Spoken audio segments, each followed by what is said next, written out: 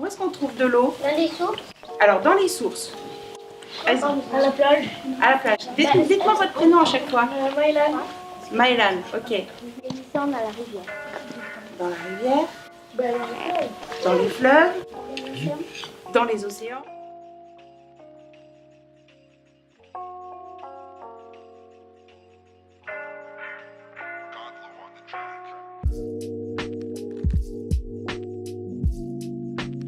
Alors moi je suis Marie-Laure Giraud.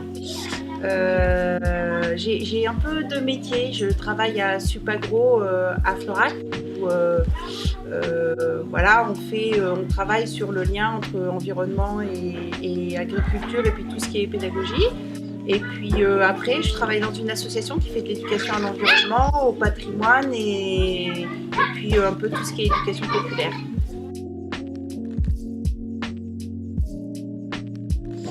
Alors avec les LSH de Langlade, je crois bien que c'est la première fois en fait.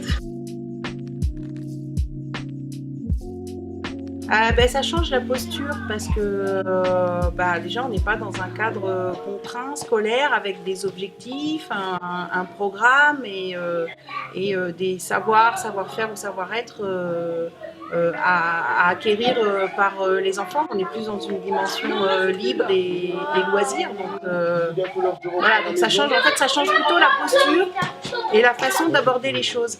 Après, que ce soit en milieu scolaire ou en temps de loisir, j'essaye quand même toujours d'avoir des pédagogies actives où on va manipuler, où on est en acteur, où les enfants sont en acteur, en mouvement, enfin les enfants ou les adultes d'ailleurs. Donc j'essaye toujours d'avoir quand même une approche dynamique parce que qu'on soit enfant ou adulte, finalement, quand il y a un peu de ludique dans tout ça ou quand on est en position de faire, on apprend toujours mieux.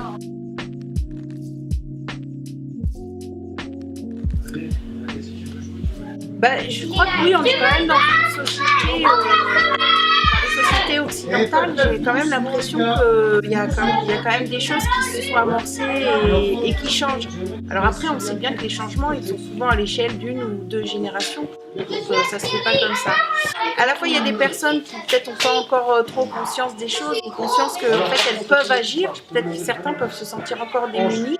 Et en même temps, on voit des citoyens qui, eux, agissent au quotidien, que ce soit au niveau de leur organisation familiale ou que ce soit vers même un engagement un peu plus poussé, comme participer à des AMAP, à des associations qui vont faire qu'on va voir les choses un petit peu autrement.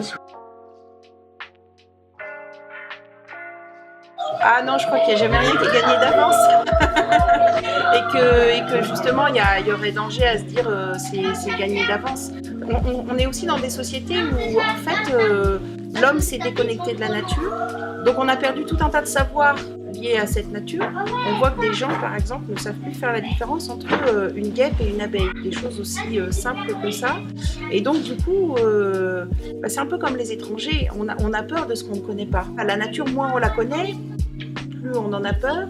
Plus on en a peur, moins on va vers la nature. Et moins on va dans la nature, et moins on la connaît. Donc c'est une espèce de cercle vicieux comme ça. On a du travail aussi à faire chez nous en matière de sensibilisation et d'éducation à l'environnement, ça c'est sûr.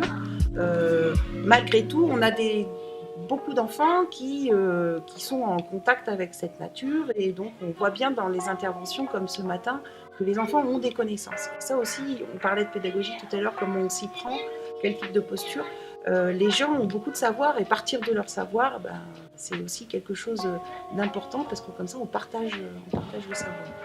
Donc effectivement, c'est pas gagné, il y a encore du travail et puis je crois que la connaissance de la nature, c'est quelque chose qu'il faut qu'on travaille régulièrement. C'est un truc qu'il ne faudra jamais lâcher en fait.